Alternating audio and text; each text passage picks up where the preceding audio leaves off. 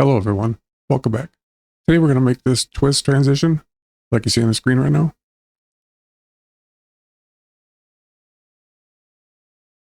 I have a few clips online, a video, and you have to use a cross dissolve to make a transition. I just demonstrated it wouldn't stick.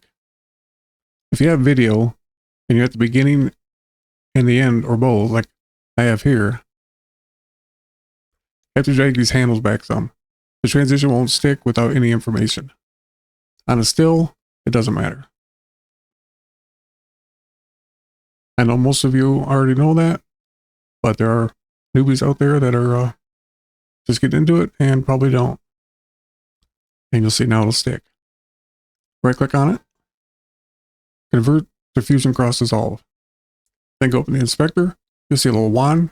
Click it, it'll take you to Fusion. I have to use this on-screen keyboard because I'm paralyzed. I can't use my hands and arms. That's why it's up there on the screen. You can delete the cross dissolve. Bring the media in 2 down below the media in 1 so we don't get them mixed up. Cut the line and get an image plane. Take the subdivisions all the way up. Get another image plane and take the subdivisions all the way up. Merge them together and select the merge. Shift space and bender. Then a 3D render. Plug it into the media out and you'll see it in viewer 2. Then select the merge. Go to transform. On translation, Z-axis, put in 1.325. And now it should be fitting correctly in viewer 2. Put the bender in viewer 1, and with the merge selected, right click on the X of the rotation, modify width, anim curve.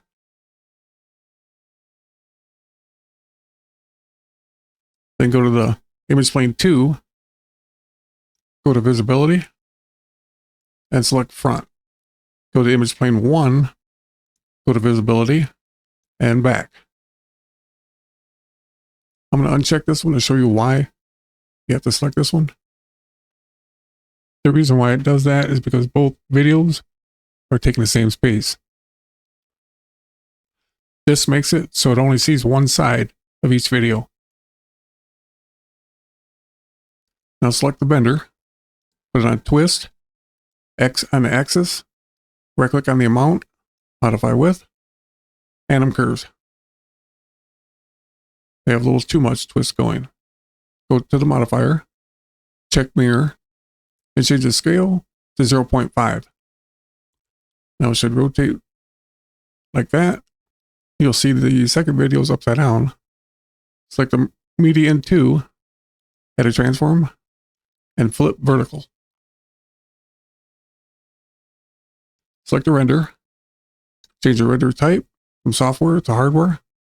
That way it'll optimize for rendering the cache. Okay, highlight these like I am. Make sure you don't include any media in or media out. Right click on any one of the other nodes. Go to macro, create macro, give it a name.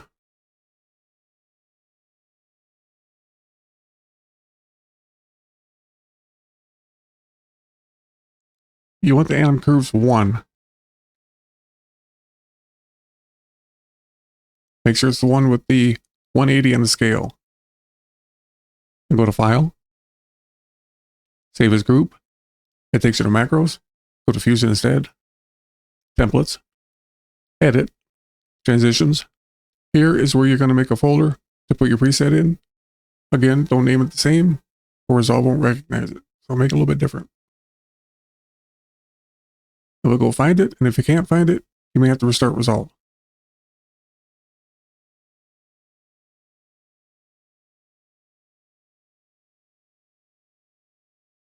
I'll show you an easy way to put them on too. I'll go ahead and delete it. And if you line your playhead between the two, you just double click your transition, it'll go right down there.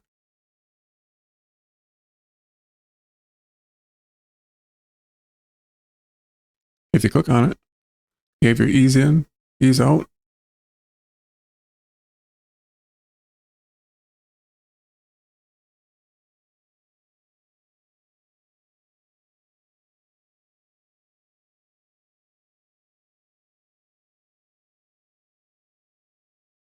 Well, there you go. Thanks for watching, and I'll see you in the next one.